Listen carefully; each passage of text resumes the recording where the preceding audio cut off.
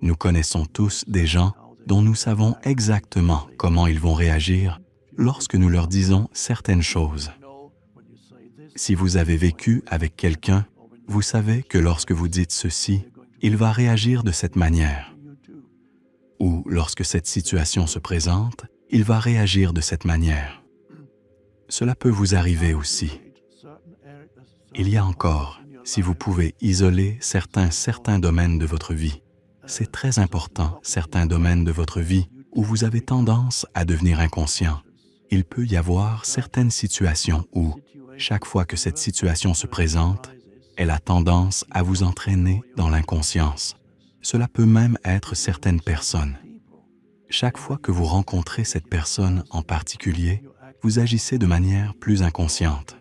Vous êtes entraîné dans un ancien schéma réactif de l'ego.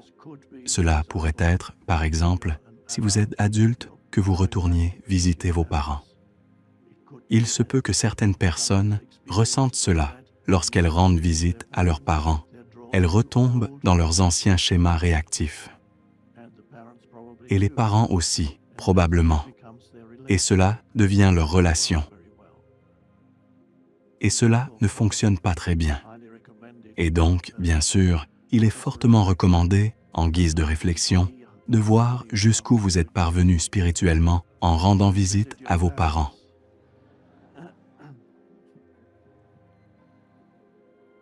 Célèbre citation de Ram Dass. Si vous pensez être si éclairé, allez passer une semaine avec vos parents. Mais cela ne doit pas nécessairement être vos parents. Il peut s'agir d'autres personnes avec lesquelles vous partagez souvent beaucoup de souvenirs, ou d'autres personnes qui vous provoquent. Peut-être qu'au travail, le simple fait de les regarder vous provoque. Et si quelqu'un vous provoque, cela signifie qu'il ou elle vous rend inconscient. Vous devenez réactif. Donc, si vous savez que dans votre vie, que ce soit des personnes, des situations ou parfois, cela arrive quand il s'agit d'argent et que les gens deviennent très inconscients. Disons que vous essayez de vendre votre appartement ou votre maison et que vous discutez avec l'agent immobilier. Ces difficultés surgissent et soudain, la personne spirituelle qui a participé à 10 retraites avec écarte se met en colère et s'énerve à cause d'eux.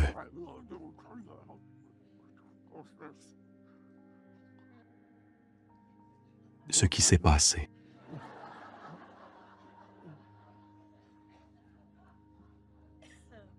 Ce sont souvent des personnes comme les agents immobiliers ou les avocats. Ils rencontrent souvent des gens dans leur état le plus inconscient. Ce sont donc ces professions qui pourraient être extrêmement enrichissantes, car il faut vraiment être présent pour gérer toutes ces personnes que l'on rencontre dans des états inconscients.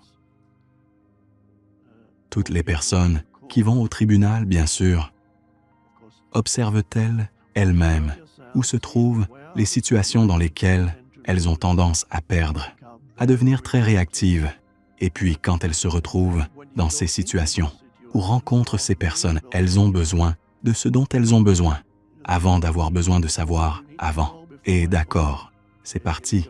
Et puis, elles restent très présentes, elles allument la lumière, le variateur. C'est un peu comme ça. Comment faites-vous cela? Comment augmentez-vous? Comment augmentez-vous la lumière? Le variateur de lumière, dans le fait de ressentir intensément le champ énergétique de votre corps intérieur, vous aide à vous ancrer dans le présent. Donc, lorsque vous vous retrouvez dans des situations comme celle-ci, d'accord, maintenant je vais parler à mon courtier en bourse si vous en avez un. Je n'en ai pas, mais vous parlez au vôtre et vous savez par expérience que chaque fois que vous parlez à votre courtier, vous devenez réactif parce que vous avez dans votre esprit la peur associée à l'argent et l'argent est associé à l'idée de pénurie. Et la pénurie, peut-être depuis votre enfance, est associée à l'idée de survie. Et toutes sortes de choses sont des pensées inconscientes qui vivent encore en vous. Et donc, avant de faire quoi que ce soit, avant de te retrouver dans cette situation, D'accord, j'appelle maintenant le repos. C'est ma pratique spirituelle. Le but principal. Le but principal. Alors, dans cette situation, et dans n'importe quelle situation, c'est de rester présent. Mais quand tu entres dans une situation où tu es le plus susceptible de devenir inconscient, alors augmente la lumière de la présence juste avant d'y entrer. Et pendant que tu y es, et comme je viens de le dire, il est très utile d'être intensément présent dans ton champ d'énergie intérieure pendant que tu parles. Et ensuite, vous réalisez qu'il y a une spacité, car c'est la porte d'entrée. Une très bonne porte d'entrée vers la présence, c'est que le corps intérieur est une porte d'entrée vers la présence. Cela peut être très utile, une porte d'entrée vers la présence, la présence. Il y a également la porte d'entrée vers la présence, bien sûr, qui consiste à accepter totalement votre expérience de ce moment. Donc, si vous pouvez parler à votre interlocuteur, quel qu'il soit, et accepter totalement tout ce qu'il ou elle dit à ce moment-là, c'est très bien aussi. Il existe différentes portes d'entrée vers la présence, mais c'est la présence. Donc, vous rencontrez votre ex, comme on dit. Je rencontre mon ex pour discuter de quelque chose.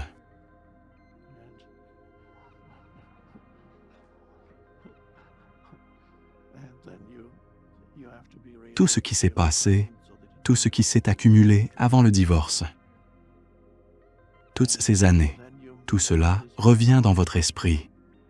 Et il y a votre ex, et vous avez une image très claire de qui il ou elle est.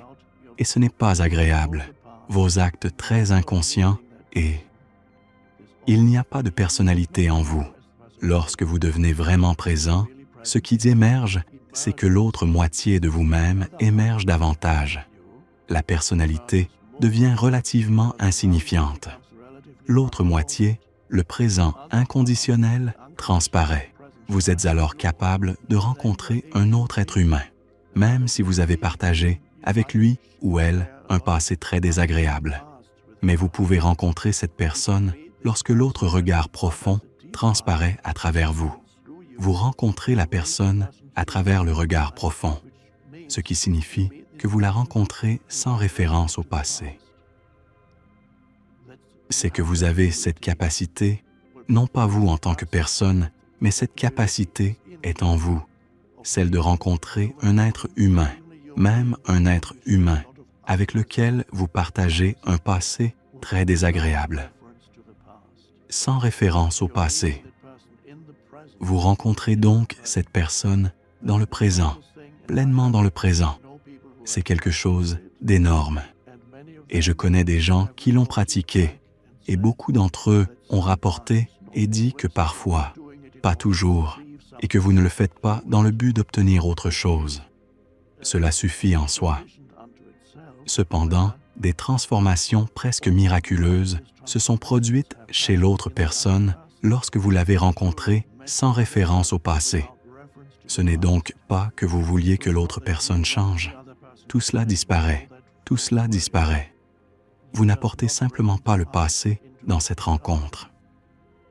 Et il n'est alors pas rare que l'autre personne, sans même s'en rendre compte, se libère à ce moment-là, au moins de sa personnalité pesante, et que quelque chose au-delà de sa personnalité transparaisse également. Et c'est là un miracle de transformation.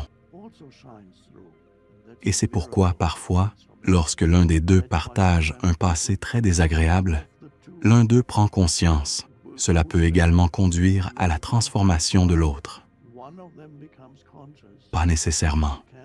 Si ce n'est pas le cas, ce n'est pas grave. Au moins, vous êtes libre.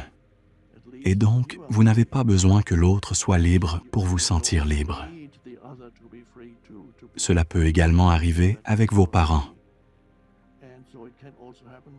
Soudain, la façon dont vos parents se comportent avec vous changent lorsque vous les rencontrez sans référence au passé et dans une présence absolue. C'est une expérience incroyable.